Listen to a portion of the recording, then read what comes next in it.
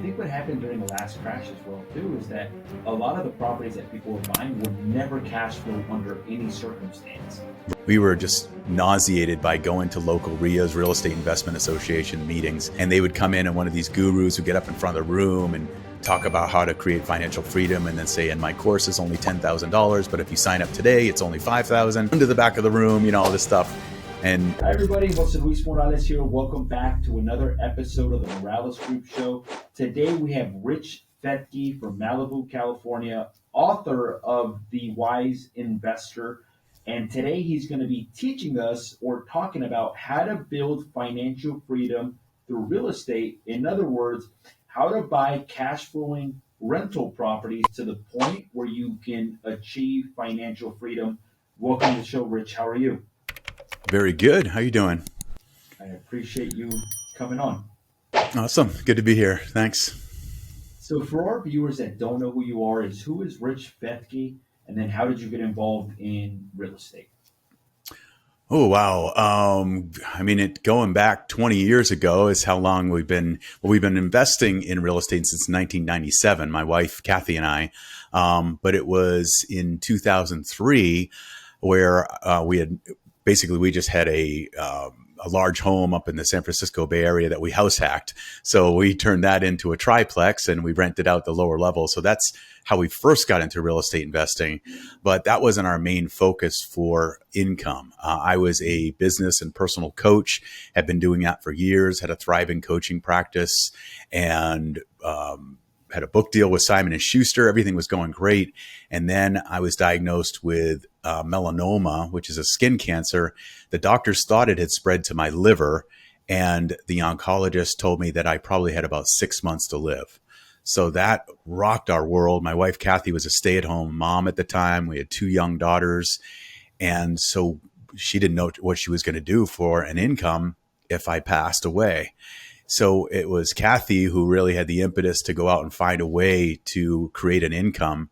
And she had this small radio show up in San Francisco, and it was mostly coaching focused about, getting the most out of life, being more focused, getting in better shape. So she pivoted and she said, I'm going to start interviewing people who created financial freedom in their lives. And no surprise to us, it was real estate investors who were doing that. So she came home and was like, I know what I can do here. Thankfully, the doctor's diagnosis was wrong. They call it a false positive. They thought the masses on my liver were cancer, but they weren't. They were just clusters of blood vessels, nothing harmful. But that was that scary time, that scary 3 months of not knowing if I was going to be around is what got us to start investing in real estate. And so that's what brought us into that. We started to invest out of state in Dallas, Texas, is where we bought our first investment properties. And then we had people who were listening to Kathy's radio show back then, and part of our friends and all that, saying, "How are you living in San Francisco and investing in Dallas?" This is 2003, where people weren't doing that much then. It was always the half-hour rule. You try to invest in a property that's a half hour away from your home so you can check on it. But we had figured out how to do it with brokers, with property management. And that's when people started to say, how are you doing this? And we decided to form what we thought would be a small group of investors where we would help people invest out of state, since we had some broker connections and all that.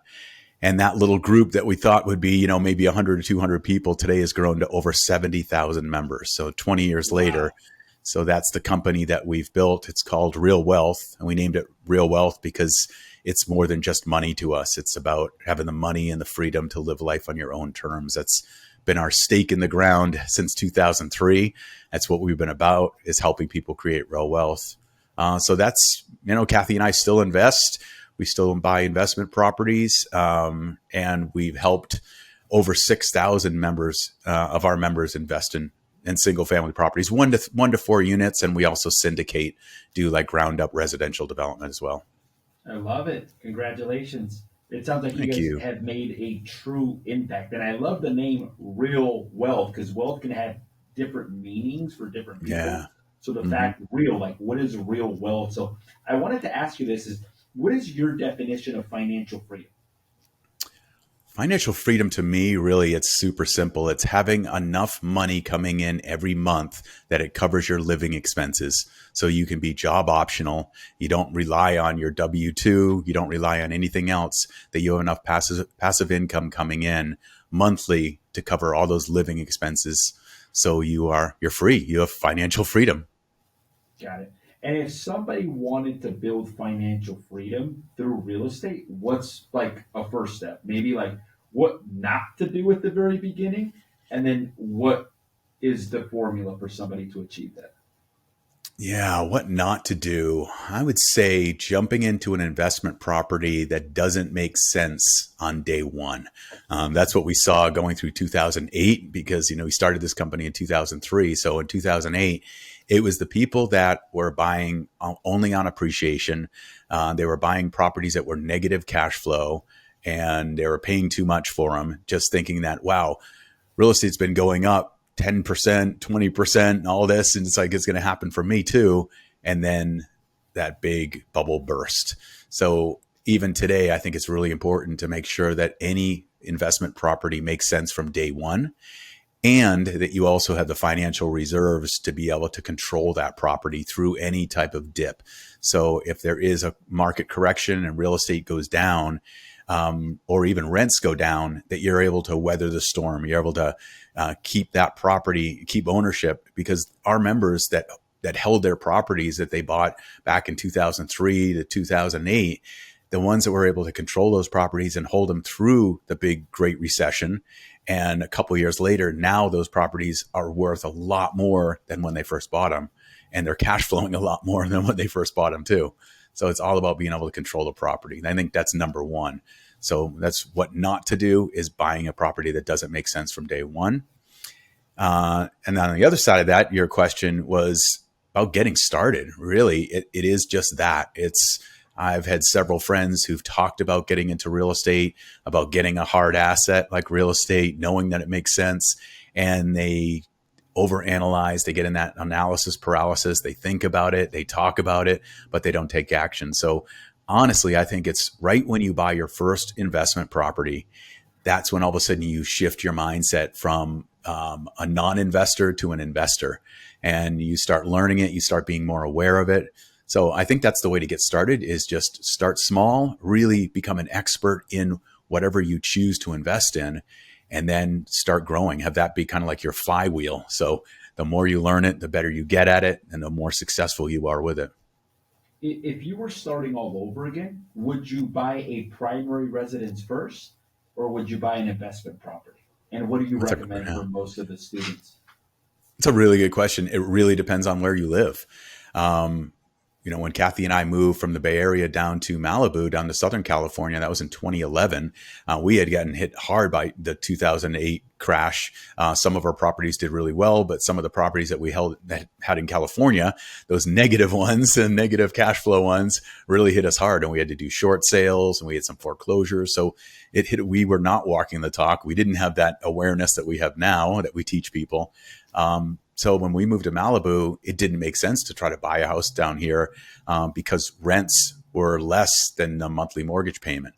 So basically what we did is we rented in Malibu, and we continued to buy investment properties in cash flowing markets and emerging markets, mostly in the south of the US, Mhm. southeast. That's where we built our portfolio. And then when the time was right and the opportunity presented itself, then we finally bought in Malibu.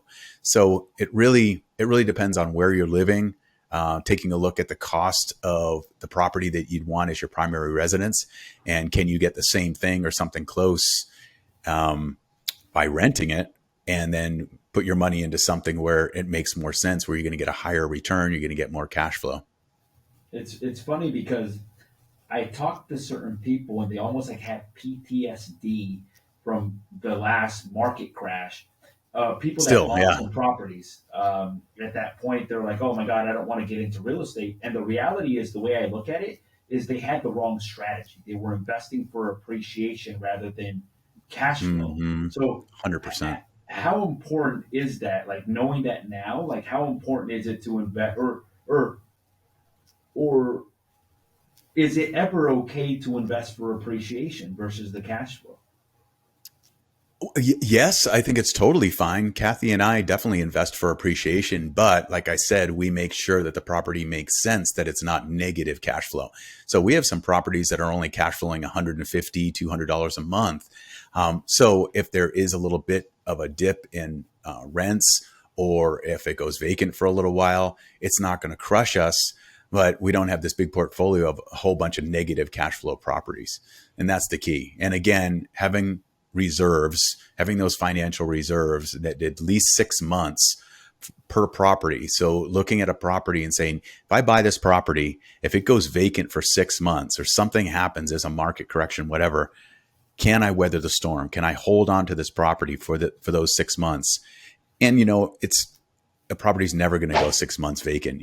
Or you can always just come in like 10, 15% below market rent, and you're going to get an instant renter. So you might not get as much. You might be zero on cash flow, but you can get someone in there to help you with your monthly expenses. But it's funny, on that though, it's like, it's wild how when you look at people who invest in stocks, they will take a 50%, 60% hit to their portfolio, but then they'll come back and it's not like I'm never going to invest in stocks ever again. Mm-hmm. But like you were saying, the people who've lost money in real estate, for some reason, there's this aversion to it of like, oh man, I lost a property or I lost money there, so I'm not going to invest in real estate again. But the thing is, like I said, when you control that asset through any downturn, you still have the asset. When you have a stock that plummets, if the company doesn't come back and the stock doesn't come back, that money's gone forever. That's why I just love investing in hard assets.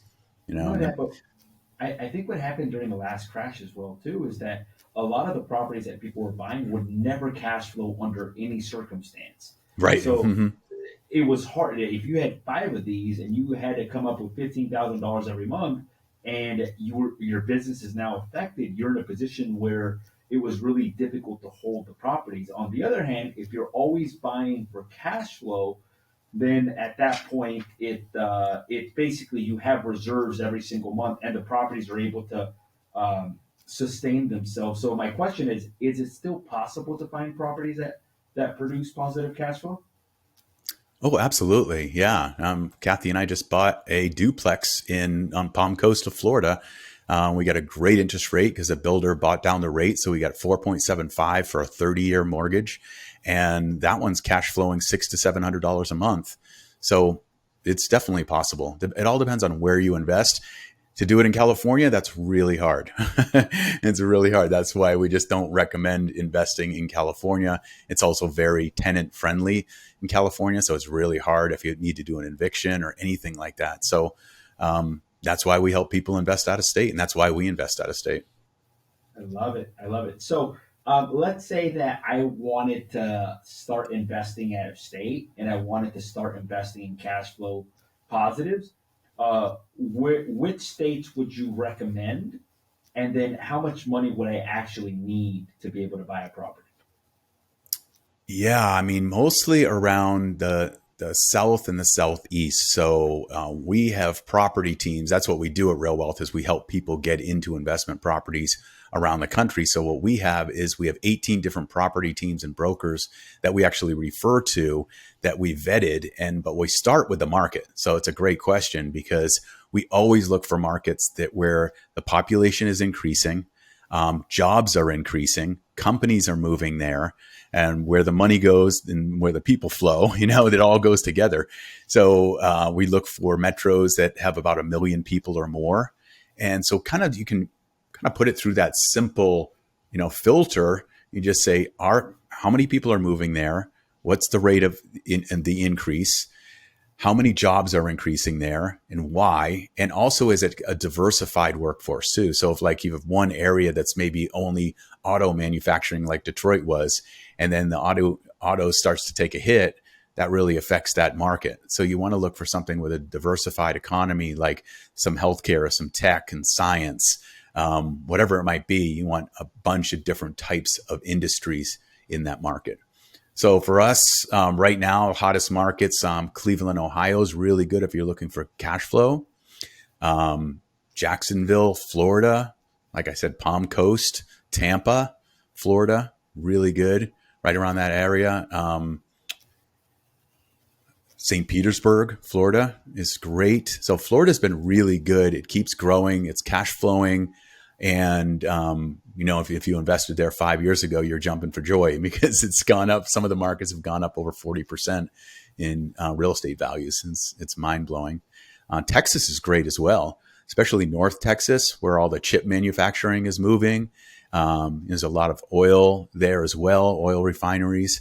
So it's kind of a diversified economy. But yeah, north of Dallas, southern Oklahoma, really good. I love it. Oh. I Again, actually it's read more this. linear markets. Usually they're just markets that kind of typically chug along. They don't have the big swings of big appreciation and big drops like the coastal communities. So that's what we look for. I love it. I actually read this book a long time ago. It was called Emerging Real Estate Markets by David Lindahl. And he talked Hmm. about how increasing population and jobs are the two metrics that he looks at, and that he would exchange from different markets into a market that was increasing in population and that was increasing in job. How do you find out if a market is increasing in population and also jobs as well too? Like, how do you do that research? Pretty simple, like citydata.com. So Uh-huh. citydata.com, you can look on that. Local Chamber of Commerce can give you a lot of the facts and the stats of what's going on there. You can also go on realtor.com so you can check out property prices, Zillow even. You can look at it will show you the change of home prices over the past year or whatever you want to put in there. Hmm. So it's like starting with that. That's kind of like where you start. For us, a lot of times it's our members at Real Wealth coming to us and saying, "Hey, are you guys in this market? I've heard this is a really good market."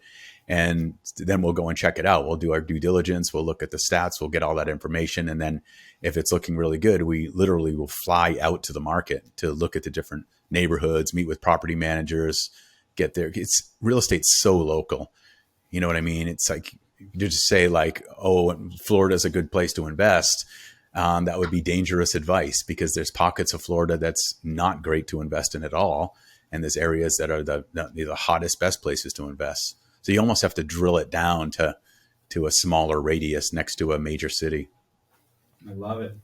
Um, so I've invested. I own my entire portfolio in Ventura County, and I've been hesitant to invest out of state just because I don't know the markets as well, and I'm pretty involved in the market here locally. So I understand it. I know what things go for. I know what things rent for. There's a certain level of comfort for me. If I Hmm. wanted to invest out of state, like what would be the appropriate team members that I would need in order to invest successfully out of state? I mean, what you would want is a qualified broker who understands investment real estate in the market that you're looking at. So once you narrow it down and you're like, this is the market I'm interested in, or these are the two markets, then you would go and look for a qualified broker, someone who, you would want to interview some brokers and say, do you offer investment real estate and do you own investment real estate would be a big question of that broker. Make sure that they're in the game, they know what they're talking about. They're not just a broker who sells primary residence to people. It's like there's so many that don't understand rental properties or any of that. So yeah, with your properties in Ventura, it's a, Kathy and I wish we did the same thing. We did it with some of our properties, but we've helped a lot of California investors 1031 exchange their investment properties in California, where they're getting, it's wild when they 1031 into a cash flowing market. Sometimes they'll 4, 5, 6x their cash flow on the same principal and the Money. same amount of money that they invested. So talk about that. I think I talk to people sometimes. They're like, "Oh, this property's cash flowing great for me. I make $500 a month," and I'm like, "Well, how much equity do you have?" They're like, "Well, it's paid off and it's worth $1 million." And I start doing the math. I'm like, $1 million worth of equity only producing $500 of positive cash flow. It doesn't add up. That doesn't So add up. No. right. So it actually is a very poor return on investment. So can you elaborate a little bit about how you're able to help Californians move their money outside of California and increase the cash flow? I mean, usually it's leveraged. We believe in smart leverage, using that. It's like, what other investment can you walk into a bank and say, hey, I want to buy this investment, but I only want to put 20% down. I want you to pay for the rest, but I want all the appreciation. I want all the cash flow. I want all the tax write-offs and depreciation. You can't do that with any other investment but real estate. So we're huge fans of leverage, and taking that money from one of your investment properties, especially if you own it free and clear. You could take that money, say you walk away with 500 grand, you could take that and you could put a portfolio together of 20 investment properties that are all bringing in maybe 400, 500 each in cash flow. And that adds up. That adds up to a nice monthly cash flow. That's financial freedom. I love it. So, assuming that it's not one of the markets and assuming that somebody wasn't part of Real Wealth, if they wanted to find a qualified broker, what's the best way to do that? Because obviously there's thousands of agents everywhere. Like, how would I do that? Yeah, and a big difference between like a real estate agent and a real estate broker, obviously, where the broker is the financially responsible for his brokerage, and he has agents, or she has agents that work under them. So it's fine. That broker is going to be able to represent you as an out of state investor. So the best way to find that broker really is contacting local property managers. Is getting it, just looking that up, property management company. That's what you could Google, property management company in the market that you're looking at, and then call that property manager and say, hey, I'm looking at buying some investment properties there. I'd be interested in having you manage them. I'd like to talk to you a little bit about your management practice and what you do. And who do you know in your market that's a broker that you've worked with before that knows your market that I could work with? And then they can give you that referral. Because if you just contact a broker directly, they're going to tell you how great they are. And, oh, yeah, I know investment real estate and all that stuff. So I think it's always better to get a referral that way. It's funny because that's the reason I asked the question. If you talk to enough of the agents, they're all going to say they're number one. They're all going to say Right. that they understand investment properties. They're all going to basically, they're salespeople. So the Yeah. reason I ask that is just because for a lot of consumers, if you hear that, you're like, okay, great, but then you're not getting like actual information because they don't own any property or haven't really worked with investing too much. Another tip for our viewers is if you Google an agent's name and then type in Zillow after their name, it'll actually tell you how many sales they've done as well too, and it'll show you like a history of all their properties that they've ever sold as well too. And then based on that, you can see who the more active agents are, and then who the more active agents in those types of assets are as well too. Um, do you have any preference as to asset classes when investing out of state? The only preference I have is that you understand what you're choosing, and stay in your lane. What I've seen, where I've seen people succeed, is when they stay in their lane, they really understand the asset class that they've chosen. Where I see people fail is when they try one thing and they think, whoa, I own 5 single family properties. I'm going to invest in a multifamily now. I'm going to do a 20 unit or something. And it's a whole different animal. Or they're like, I'm going to jump into self storage or a mobile home parks or whatever it might be. There's, so many different asset classes in real estate, from commercial to everything. So I really think from what I've seen, it's like it's easiest for most people, especially busy professionals, to start with a single family, like a 1 to 4 unit. I think I love duplexes and triplexes. It's like you get more cash flow, more bang for your buck. If you're going to do investor loans, basically you can get 10 investor loans through Fannie or Freddie, and then you have to go into more of a different type of loan after that. But if you can get 10 investor loans, it makes more sense to get like a duplex or even a quad, because you're getting 4 doors on one loan.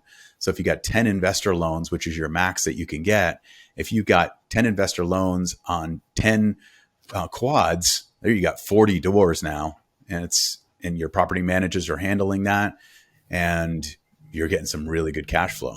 If you decide to go into multifamily, then I think it's really, really understanding it, taking, I would say, at least a year to get mentored, to read all the books, to listen to all the podcasts, to go to some conferences, really understand multifamily, and have a good mentor who's going to walk you through that process.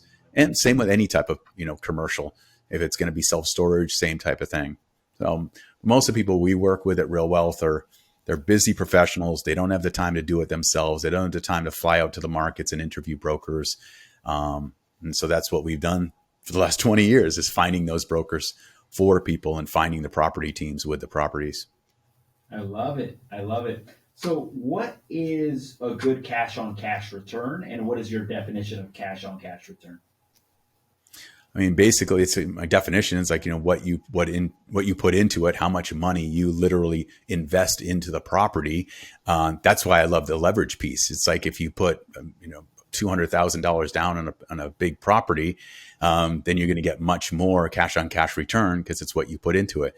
If you buy that property all cash and it's $1 million property, then your cash on cash return is not going to be too great.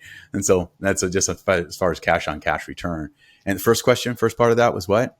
What's a good cash on cash return? Like, is it like 5%, 10%, 15%, 20%? Like, what can people expect when investing at a state? Like, what to look for? That's it's a broad question because it depends on what kind of investor you are.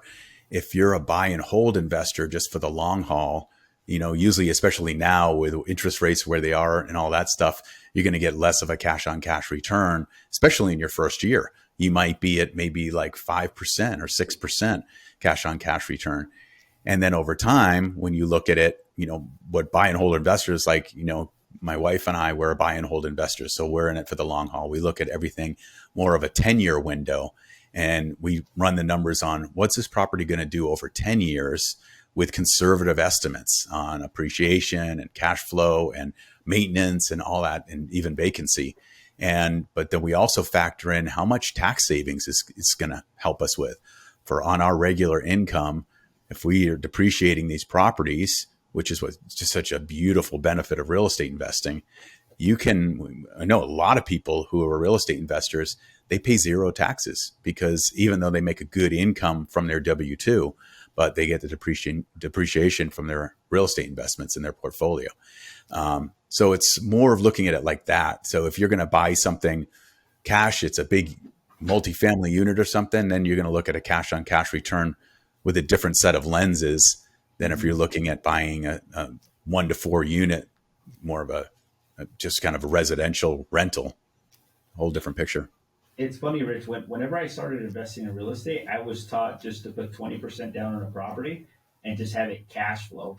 But I never factored in principal pay down. I never factored in tax benefits. I never factored in depreciation, and I never factored in appreciation.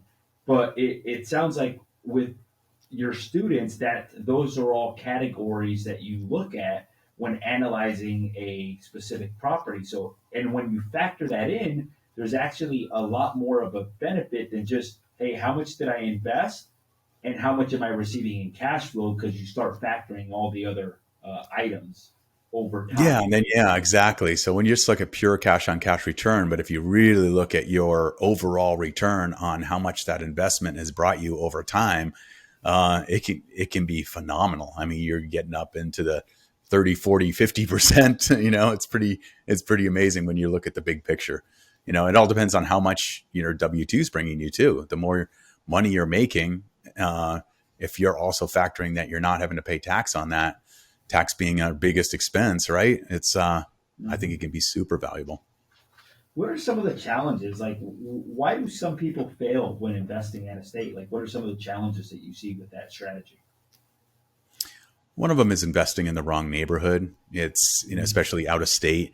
So they'll go out to the market and they'll look around and they'll meet with one of those agents, like you said, that tells them that they know everything about the area and they don't own rental properties themselves. But then, this person will buy an investment property because it's the cheapest one that they can get. It's like, wow, this one over here is 200,000, but I can get this one for 160,000. And they're telling me it's going to cash flow just as much, which it might. And then all of a sudden they realize that this property that was built in 1940 has all these repairs needed. And that monthly cash flow is going right into repairs and tenant complaints and having to evict people. So I think it's really knowing the neighborhood and also choosing the right property. Those are key. And even that, though, you won't fail. Like I was saying, is if you have the reserves, if you can cover those maintenance expenses, if you can keep that property, keep control over that asset, you'll usually work out okay in the end. You know, you might not do well as you could invest in a different type of property, but you're not going to lose that whole investment. But so I think that's the key. It's investing right from the beginning, choosing the right market. And I would say don't go with like a C or a D class neighborhood. I'd go with a A or a B class neighborhood where it's got good schools, the property's in good condition, it's a good neighborhood.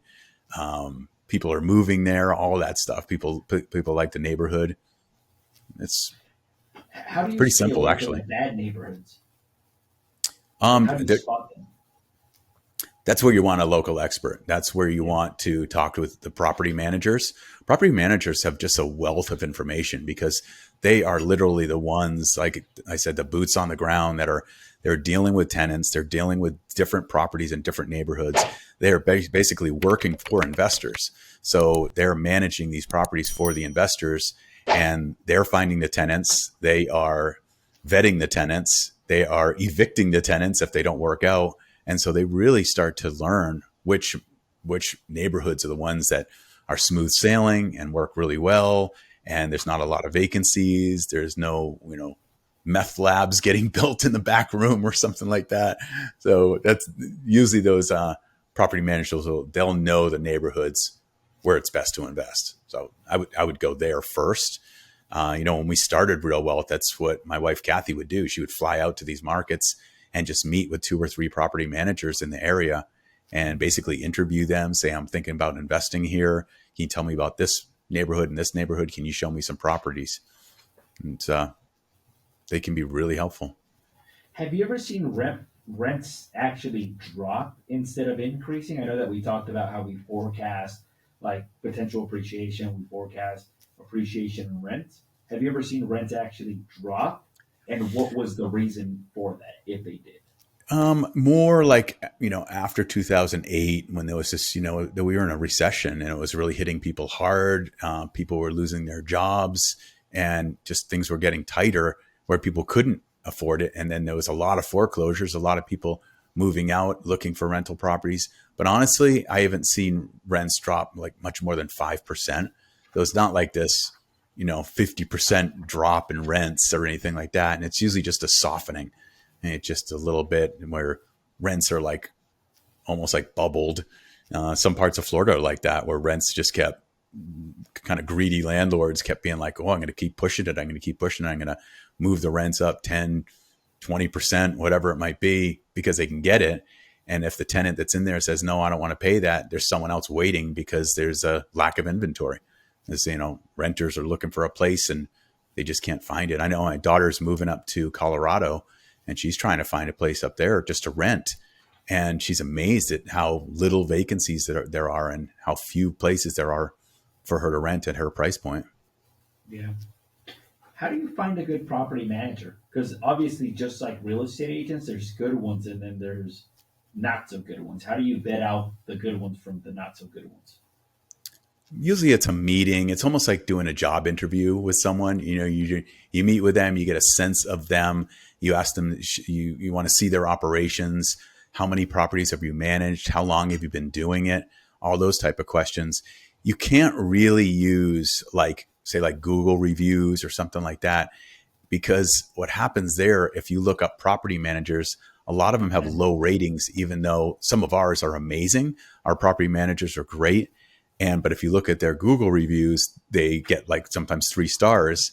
It's because the tenants are the complainers. The tenants will go in there and they'll rate the property management company as crappy because they're making them pay their rent on time, or they, whatever it might be, or they threaten to evict me even though I haven't paid my rent in 2 months. How dare they? I'm giving them 2 stars or something like that. So just a little tip: just don't rely on Yelp or Google reviews for a property manager. Meet with them face to face. You can start with a phone call and have your list of questions, just like if you were interviewing someone for a job. How long they've been in the game, what experience, How many properties they manage is a big one. If they're managing, 1,000 rental properties and they've been doing it for 10 years, they're probably pretty skilled. Yeah. Also, types of properties that they manage. Like, so for example, if you are buying an apartment complex and these people manage nothing but single family residences, and this is a 50 unit apartment, the Totally management different. is going to be different as well, too. Great point. Um, Great point.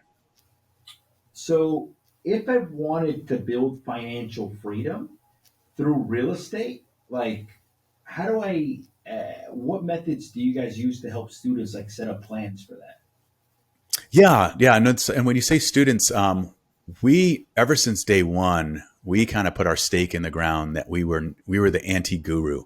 We were just nauseated by going to local RIAs, Real Estate Investment Association meetings, and they would come in and one of these gurus would get up in front of the room and talk about how to create financial freedom, and then say, "And my course is only $10,000, but if you sign up today, it's only 5,000. Run to the back of the room," all this stuff. And Kathy was asked to speak at a lot of those events because of her radio show. And what we were finding out is just like we didn't want to do that. So from day one, we said we are not going to charge for membership. We're not going to charge for education. We're going to have everything free. We make enough money through our referral fees to these brokers and property teams, just like any real estate broker or agent would get. So yeah, that just to clarify that. That's why we don't really. They are students in a sense of we're teaching and sharing this, but usually we let the teaching be done by experienced investors and are the property teams in these different markets to talk about their market and how they rehab their properties and how they manage things and all that.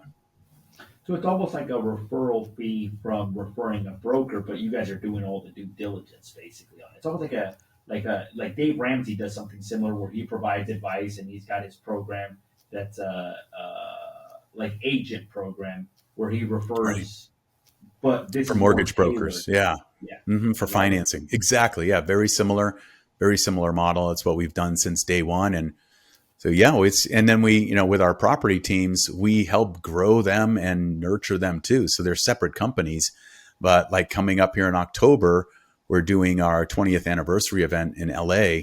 But the day before, we're having our 18 property teams come out and we'll spend a whole day with them and we'll all mastermind together, talking about what's working for you, what's not working, what have you learned that you can help each other, because they're not really competitors. They're all in different markets. So they're able to share what's been working for them and their hurdles, their challenges, and learn from it. So yeah, Yeah, it's so these it's are, it's exactly like that. I love it. I love it. That sounds excellent. Okay, good. Is there a way to make real estate actually passive, or is real estate? Would you consider real estate active?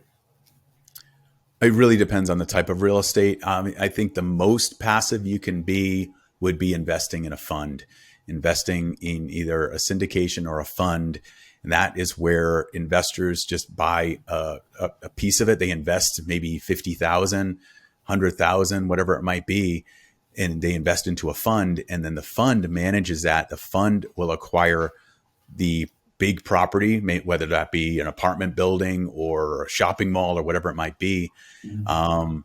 So that is really passive. And that's what we do at Real Wealth is we have funds where it's single family homes or, small multifamily homes. And we'll go out, we'll buy 100, 200 of those over time, put it into this fund, and then everyone shares in the profits. Everyone shares in the cash flow. Everyone shares in the depreciation. So it's kind of like owning your piece of rental properties, but everything's all taken care of for you. And it's nothing you have to do. Is just put your money in and read your quarterly reports, and that's about it. So the next step down would be owning something like a small portfolio of single family properties. That's where you have your property managers. They're doing everything. They're dealing with your tenants. They're finding your tenants. They're dealing with the maintenance and everything. And all you're really doing there is you're checking your monthly reports. The property manager might contact you and say, "Hey, the sink broke. We need to fix the faucet on that. It's going to be $78. Are you okay with that?" And you say approved, or you give them approval up ahead of time. You say, if it's anything under $200, you don't have to ask me. Just go ahead and do it. I love So it. that's pretty So, passive. so let's talk about your book, The Wise Investor. Tell us about it. Yeah. Yeah, I mean, it's a parable, so it's a story. My first book was a nonfiction book. More when I was coaching, it was more about personal growth and how to get and stay focused. The Wise Investor really takes the lessons that we've learned over the last 20 years dealing with investors and helping them create financial freedom. But the subtitle is How to Create Financial Freedom and Live Your Best Life. So it's really about that, and so it's this holistic approach to wealth and which goes beyond just money. So in it, there's kind of a struggling 40 something working guy, family man, but he's working so many hours that he has no time for his wife or his kids or even to live. And he keeps getting this job offer, promotions at work, but that requires him to work more and more hours. And they have big expenses and they just can't make ends meet. And then he meets a wise mentor who shows him new ways to create wealth. And this guy, Ryan, the main character, becomes wealthy in way more ways than he ever thought possible. So I wrote a story because I wanted to emotionalize this information, all the lessons that we've learned from the investors at Real Wealth. And, a lot of their stories are woven into this story, kind of all put together into one story. But I wanted people to be engaged, to finish it, and to emotionalize the information so people would actually do something with it. So you can learn through an engaging story, but then walk away with some really good lessons about creating financial freedom. I love it. I love it. Um, if somebody wanted to get in touch with, or any final words as it relates to building financial freedom or buying cash flowing properties, anything else that you'd like to share with our audience? The only other thing I'd like to share is just what I've learned over these years meeting with investors who have become financially independent and financially free.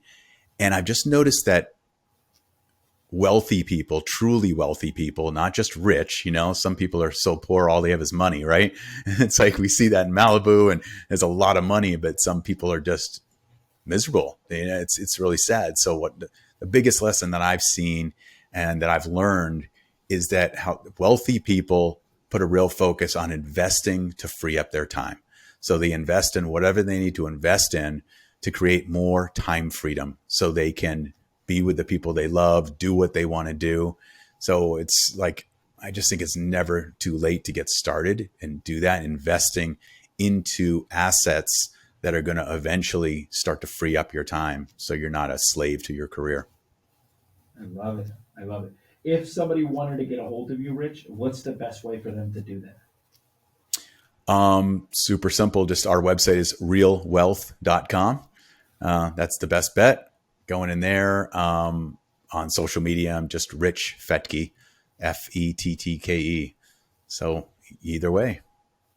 I love it. I love it. So, Rich, I want to say thank you for taking the time to be on the show. I could tell by Thank you. interviewing you that obviously you know what you're talking about. Like some of the questions that I was asking, I could tell just by the answers that you were giving. So, I do want to say thank you. I also love the model as well too. That unlike a lot of the gurus, you're not like charging them for like this course where they're on their own. It's more like, hey, look, like the services that I'm going to offer you aren't actually going to cost you anything, but we've already done a lot of the homework.